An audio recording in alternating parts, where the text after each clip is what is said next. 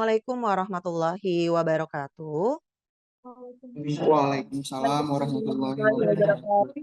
Selamat pagi menjelang siang untuk mahasiswa-mahasiswi saya dari kelas 2PA02 ya. Bagaimana kabar kalian pada siang hari ini? Baikkah? Baik, Bu. Baik baik, alhamdulillah.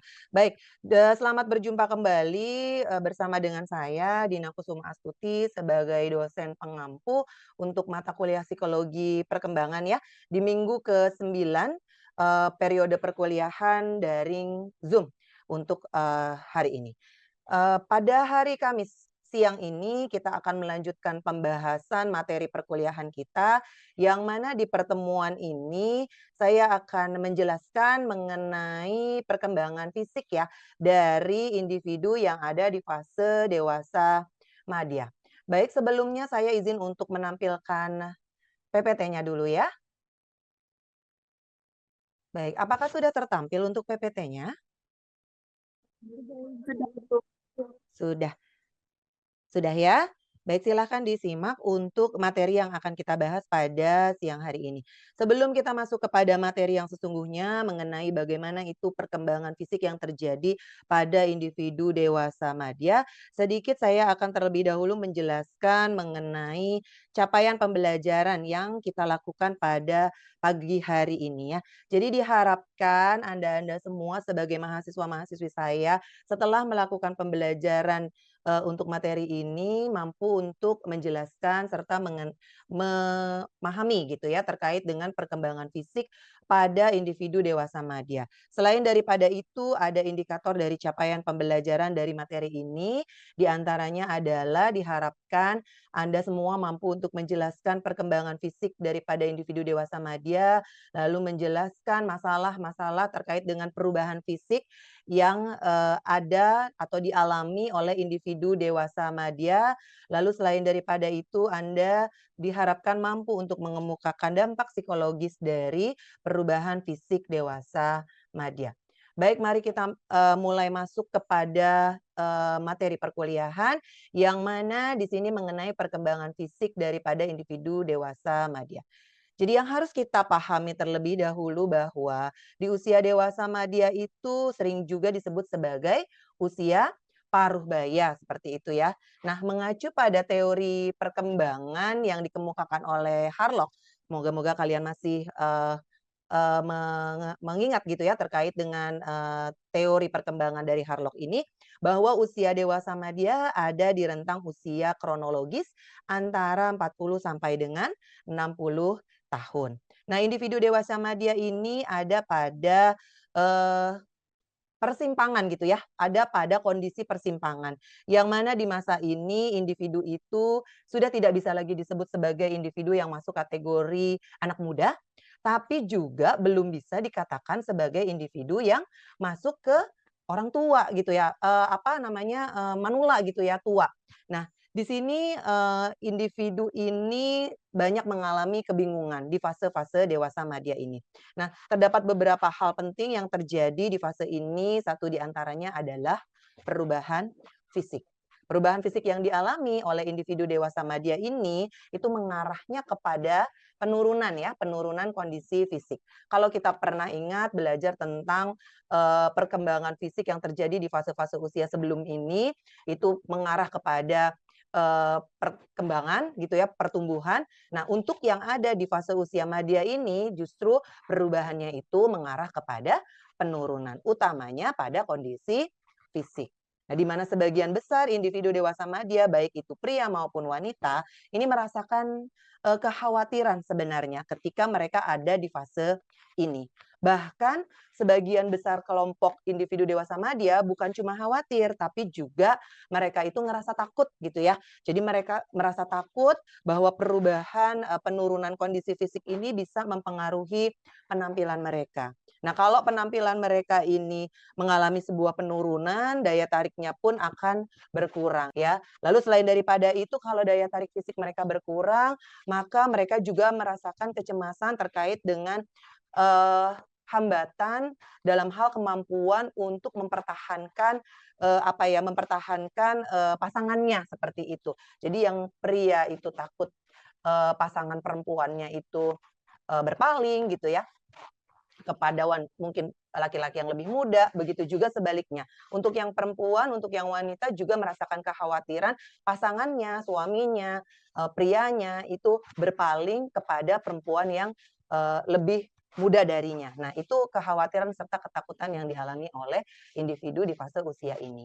Nah, secara umum, pada saat mereka merasakan kekhawatiran, mereka merasakan ketakutan untuk menjadi tua begitu, biasanya mereka melakukan, kamuflase gitu ya, terkait untuk menutupi kekhawatiran mereka. Mereka melakukan berbagai cara, di antaranya dengan bagaimana cara mereka berpakaian, bagaimana gaya penampilan mereka gitu ya, bagaimana simbol status yang mereka bisa tampilkan dalam kehidupan sosial mereka. Contohnya yang paling mudah bisa kita lihat kalau kita ngelihat mungkin individu dewasa madya, baik itu laki-laki atau perempuan, ketika mereka berpakaian, itu cara berpakaiannya masih seperti, orang-orang yang ada di fase sebelumnya, ya, di fase dewasa muda atau, dewasa awal begitu, atau bahkan, cara berpakaian mereka itu masih seperti anak remaja, ya. Masih pakai jeans, masih pakai sepatu kets, masih pakai tank top malah gitu ya, untuk yang wanitanya pakai crop top ya, untuk yang laki-lakinya pakai t-shirt, pakai kaos oblong, kayak gitu-gitu. Nah, itu merupakan salah satu cara supaya mereka bisa kamuflase gitu ya, mengaplikasikan terkait dengan, "Oh, boleh kok saya pakai pakaian bergaya anak muda gitu ya, karena saya juga belum lagi tua." Nah, seperti itu. Nah, oke, lalu untuk yang berikutnya di sini kita lihat terkait dengan individu individu dewasa madya ini kan, ketika, mengalami sebuah perubahan terkait penurunan, fungsi fisiknya gitu ya, penampilan fisiknya, mereka tuh sebenarnya sangat sulit untuk bisa menyesuaikan dengan perubahan itu, ya. Nah, kalau kita mengacu kepada teori, salah satu teori yang dikemukakan oleh Harlock, di sini Harlock mengungkapkan beberapa perubahan fisik yang terpenting terjadi pada individu dewasa madya. Yang pertama itu terkait dengan perubahan dalam penampilannya. Perubahan dalam penampilan itu, meliputi penampilan terkait dengan bagaimana penampilan mereka itu sebenarnya memegang peranan yang sangat penting dalam penilaian sosial di masyarakat, seperti itu. Lalu, perubahan dalam penampilan ini juga merupakan hal yang, sangat di-concern-kan gitu ya oleh individu dewasa madya, di mana sebenarnya perubahan dalam penampilan ini terlihat dari tanda-tanda, yang saya tuliskan di PPT berikut ini.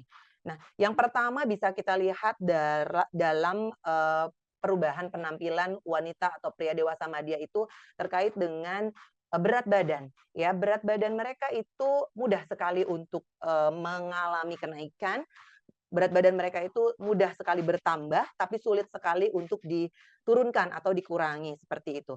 Nah, di sini, terjadi karena lemak itu banyak mengumpul di bagian-bagian tertentu, terutama di bagian paha dan bagian perut mereka.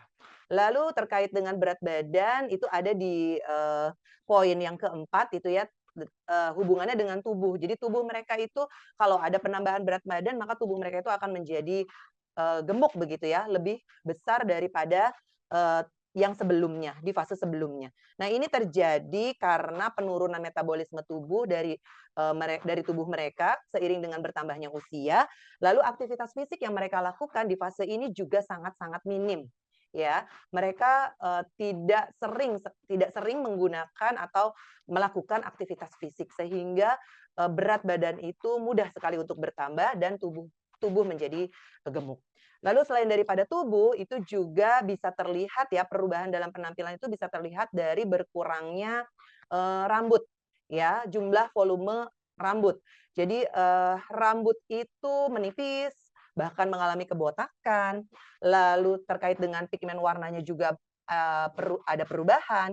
Perubahannya itu ke arah seperti, memudar gitu ya, memutih rambutnya atau bahkan beruban. Nah, hal ini disebabkan karena produksi melanin dan zat pewarna itu, menurun seiring dengan bertambahnya usia di fase ini.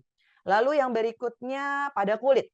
Nah, perubahan dalam penampilan ini juga terjadi pada kulit yang mana hal ini disebabkan karena lapisan lemak di bawah permukaan kulit itu menjadi menipis karena bertambahnya, usia di periode ini, semakin menuanya individu di periode dewasa madya ini. Hal ini menyebabkan kulit itu menjadi, tidak kencang seperti di fase sebelumnya, lalu keriput di bagian-bagian tertentu terutama di bagian wajah begitu ya. Lalu selain itu kulit juga menjadi, lebih kering dan, tidak terlihat halus seperti itu. Lalu selain daripada itu ada perubahan otot juga yang terjadi, yang mana biasanya perubahan otot ini terjadi di sekitar dagu, sekitar perut, dan bagian lengan, atas ya, di individu dewasa madya. Biasanya otot ini menjadi lebih, mengendur dan lemah di fase ini.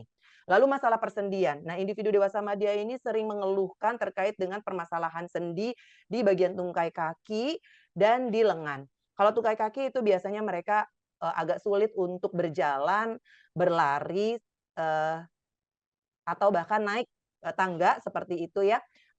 Lalu untuk yang tangan biasanya mereka mengalami penurunan terkait dengan, apa namanya, memegang, beban berat seperti itu.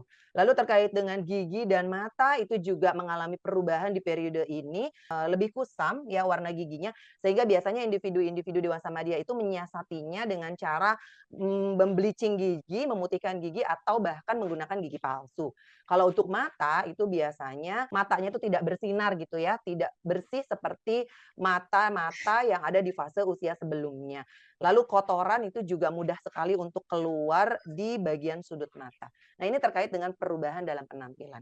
Lalu ada beberapa perubahan yang lain terkait dengan kemampuan indera pada usia dewasa madya. Ini utamanya, penurunan fungsi penglihatan, indera pendengaran, serta indera penciuman dan perasa. Ini sering sekali dialami oleh individu yang ada di fase ini. Lalu, di penglihatan terlebih dahulu kita akan bahas sedikit. Biasanya penglihatan ini yang mereka alami itu adalah kehilangan ketajaman pada penglihatan. Selain daripada itu, rabun jauh, rabun dekat, ini ya, mata tua, presbiopi, itu juga mulai mendera mereka, seperti itu. Nah, hal ini banyak, terjadi itu karena beberapa faktor, di antaranya adalah faktor genetik. Jadi memang sebelumnya mereka juga sudah punya bawaan gitu ya, bawaan genetik, tapi faktor yang lain, faktor eksternal juga ikut mempengaruhi. Seperti misalnya kalau individu dewasa madya ini, sering sekali mengkonsumsi obat-obatan. Ya, untuk yang perempuan pil KB, obat antidepresan gitu ya, atau yang punya penyakit tertentu seperti penyakit diabetes, dia mengkonsumsi obat. Nah, itu biasanya berpengaruh terhadap, fungsi penglihatan indera atau indera penglihatan mereka. Nah, selain daripada itu gaya hidup ya, yang mereka lakukan di fase sebelumnya, itu juga, merupakan salah satu faktor, yang menjadi penentu menurunnya fungsi indera penglihatan ini. Lalu selain penglihatan ada juga pendengaran, fungsi indera pendengaran ini juga, menurun, yang biasa disebut sebagai presbikusis begitu ya, yang mana presbikusis ini, terjadi akibat dari proses penuaan organ pendengaran yang terjadi secara berangsur-angsur. Nah, sama ini juga terjadi karena beberapa faktor, di antaranya faktor genetik, serta faktor-faktor lain yang bisa menjadi pemicu. Nah, yang unik itu adalah di fungsi penglihatan yang paling sering, mengalami penurunan itu adalah individu dewasa madya perempuan, gitu ya. Sementara untuk yang pendengaran justru yang sering mengalaminya itu adalah individu dewasa madya pria. Oke. Nah, lalu terkait dengan indera yang juga mengalami penurunan berikutnya itu ada di penciuman dan perasa. Ini penciuman dan perasa itu merupakan dua indera yang saling berkesinambungan ya. Karena kalau indera penciuman itu terganggu, maka otomatis indera perasa pun ikut mengalami gangguan. Nah, indera penciuman itu bisa menurun di periode dewasa madya ini karena lendir yang dihasilkan oleh individu di usia ini seiring berjalannya atau bertambahnya usia itu semakin sedikit ya, kadar lendir yang diproduksi oleh tubuh. Nah, lendir ini kan akan, menjaga atau membantu menjaga aroma di hidung itu menjadi cukup lama supaya bisa dihantarkan ke syaraf perasa, seperti itu ya, syaraf dan, diantarkan ke indera perasa. Jadi kalau misalnya lendir yang diproduksi itu sedikit, itu nggak nyampe ke syaraf dan tidak disampaikan juga ke indera perasa. Sehingga ketika individu dewasa madya ini makan sesuatu, itu biasanya mereka akan merasakan makanan itu rasanya jadi hambar seperti itu. Baik, lalu berikutnya terkait dengan perubahan yang ke berapa tadi? Yang keempat itu dalam keberfungsian fisiologis. Yang mana perubahan pada tubuh di bagian tubuh ini terjadi bersamaan dengan perubahan keberfungsian organ bagian dalam pada individu dewasa madya. Jadi bagian tubuh itu berubah, mengalami penurunan. Nah, keberfungsian organ dalamnya pun berubah. Nah, ini terjadi di bagian jaringan-jaringan tubuh pada individu dewasa madya ini. Jadi seiring dengan bertambahnya usia, dinding pada saluran arteri itu menjadi rapuh, sehingga sirkulasi pada seluruh bagian tubuh itu juga terhambat, seperti itu. Lalu tekanan darah otomatis akan meningkat, seperti itu. Lalu bisa berakibat komplikasi penyakit, ya entah itu jantung, entah itu eh, bagian pencernaan ya karena kelenjar yang berhubungan dengan proses itu juga ada kaitannya dengan pencernaan. Makanya biasanya individu dewasa madya ini banyak mengalami gangguan pencernaan biasanya. Ada hambatan terkait dengan pencernaannya, konstipasi, susah buang air besar, lalu asam lambung sering naik dan sebagainya dan sebagainya. Nah, itu yang dialami oleh individu dewasa madya. Lalu di yang keempat itu ada perubahan pada kesehatan ya. Nah, di sini bisa kita lihat bahwa usia madya itu ditandai dengan menurunnya kesegaran fisik secara umum dan memburuknya kesehatan. Di masalah kesehatan secara umum itu sering dialami oleh dewasa madya yang mana diantaranya itu ada telinga berdengung, lalu sakit pada otot, lalu kepekaan kulit itu juga berkurang, tadi sakit lambung, sakit pencernaan, konstipasi dan lain sebagainya, hilang selera makan karena tadi ada ya penurunan produksi lendir yang kaitannya ke indera penciuman dan indera perasa. Lalu mudah lelah, lalu yang lain itu adalah sulit untuk tidur atau insomnia. Nah, itu terkait dengan perubahan kesehatan. Lalu yang berikutnya itu yang juga tidak kalah penting perubahan fungsi seksual. Jadi sejauh ini penyesuaian fisik yang paling sulit dilakukan oleh pria maupun wanita dewasa madya itu adalah pada perubahan kemampuan seksual mereka, ya. Di mana wanita ini akan memasuki masa menopause, sedangkan pada pria itu tidak sedikit juga mengalami yang namanya sindrom klimakterik. Nah, di sini untuk sindrom menopause itu biasanya terjadi menjelang usia 50 tahun. Tapi terkait dengan itu, usia wanita ya itu biasanya bervariasi ya ketika mereka mengalami menopause. Biasanya rata-rata akan mengalaminya itu di rentang usia 45 sampai dengan 55 tahun. Nah biasanya menopause ini terjadi ketika seorang wanita itu berhenti berovulasi serta berhenti menstruasi secara permanen, lalu tidak bisa lagi mengandung karena sistem reproduksinya menurun, lalu ovarium yang dihasilkan juga buruk atau menurun gitu ya, eee, jumlahnya, lalu selain daripada itu mereka tidak juga bisa mengandung anak dan tidak bisa melahirkan anak. Lalu, diiringi juga dengan rasa fisik yang tidak nyaman, berat badan itu mudah sekali bertambah, lalu terkait dengan sendi-sendi itu juga akan merasakan sakit. Nah, terkait dengan hal-hal yang mereka alami ini juga ada perubahan kepribadian yang akan terjadi pada individu atau pada wanita di periode sindrom menopause ini. Biasanya perubahan kepribadian yang terjadi itu adalah mereka itu merasakan perasaan tertekan, tidak nyaman, sensitif, lalu mudah marah. Oke ya. Lalu untuk yang laki-laki terkait dengan sindrom klimakterik itu tadi biasanya terjadi menjelang usia 50 tahun, lalu diiringi dengan kekuatan dan daya tarik fisiknya menurun, ketidaknyamanan fisik juga terdeteksi oleh mereka, nafsu seksual mereka tinggi, jumlah sperma menurun, kualitas genetik mereka menurun, kesuburan pun menurun. Lalu terkait dengan kepribadian atau psikologisnya, mereka mengalami kegelisahan karena mereka merasa tidak mampu untuk memenuhi dalam hal kejantanan seperti di fase sebelumnya. Nah, biasanya untuk beberapa pria kasusnya ini juga mereka akan mengalami yang namanya ejakulasi dini atau impotensi. Baik. Jadi di situ berbagai bentuk perubahan fisik yang dialami oleh dewasa madya yang mana akan membawa dampak psikologis pada mereka yang mengalaminya, di mana dampak-dampak psikologis yang dialami itu antara lain kalau kita mengacu kepada PPT yang sudah saya tuliskan di sini itu apa saja sih dampak psikologisnya? Yang pasti penurunan kesehatan fisik, kemampuan fisik, penampilan fisik itu membawa mereka dengan menurun juga daya tarik seksualnya. Sehingga tadi memicu rasa kekhawatiran, rasa ketakutan serta rasa cemburu pada pasangan mereka masing-masing ya, karena mereka merasa tidak lagi menarik atau tidak cukup untuk membuat pasangan mereka tertarik kepada mereka. Lalu mereka juga akan merasakan kesepian, merasakan diabaikan, merasakan tidak dicintai. Nah, itu terkait dengan gangguan-gangguan kepribadian yang mereka alami. Lalu mereka juga akan mengalami gangguan emosi tadi ya, takut, sedih, marah, dan lain sebagainya. Lalu gangguan suasana hati terkait dengan mood swing dan lain sebagainya itu ya. Nah, itu juga mereka alami sebagai dampak dari penurunan kemampuan fungsi fisik, penampilan fisik, daya tarik fisik yang dialami di fase ini. Nah, seperti yang diketahui berdasarkan teori perkembangan psikososial dari Erik Erikson bahwa individu yang ada di fase dewasa madya ini ada di tahapan generativity versus stagnasi. Jadi maksudnya generativity itu bahwa individu yang ada di fase dewasa madya ini bisa sukses, bahkan lebih sukses daripada di fase sebelumnya, tapi bisa juga kebalikannya, bahwa dia bisa stuck di fase ini.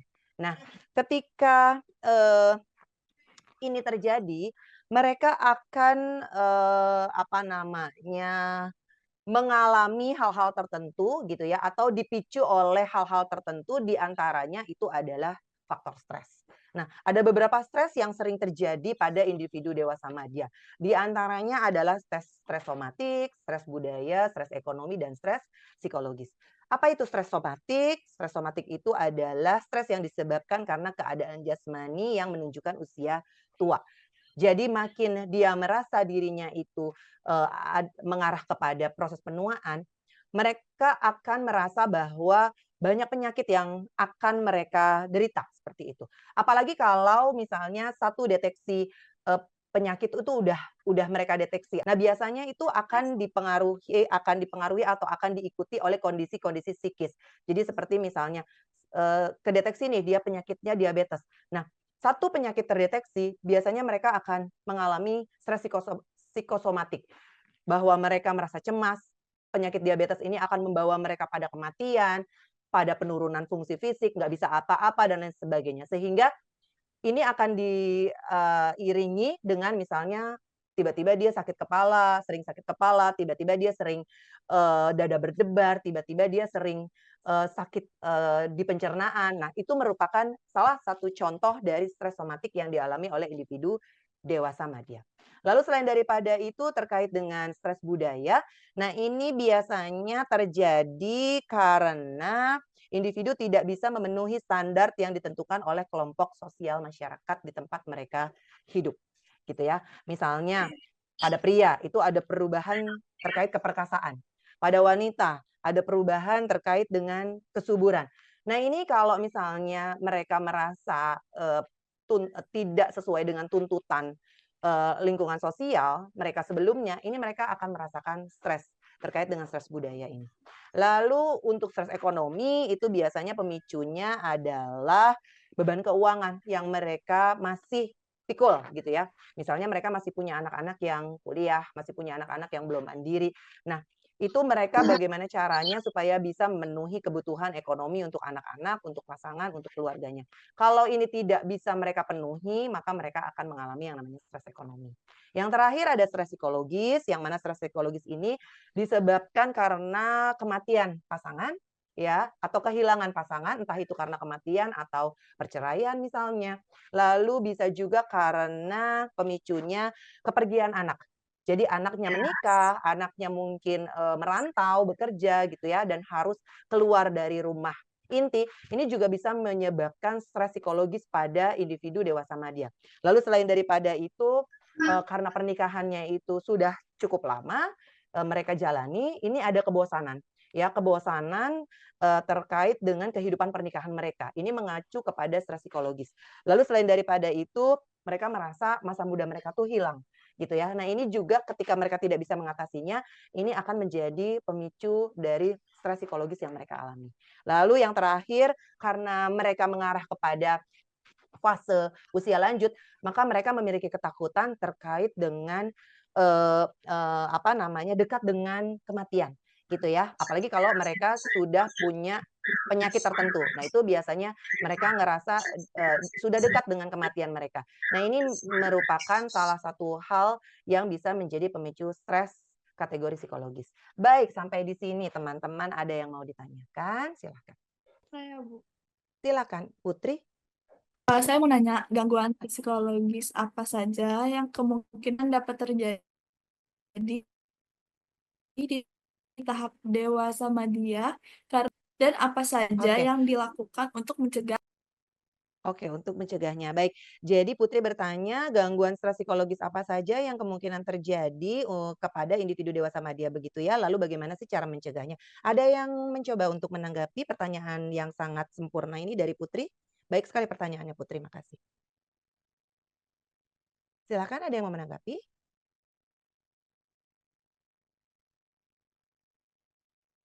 Alma mungkin?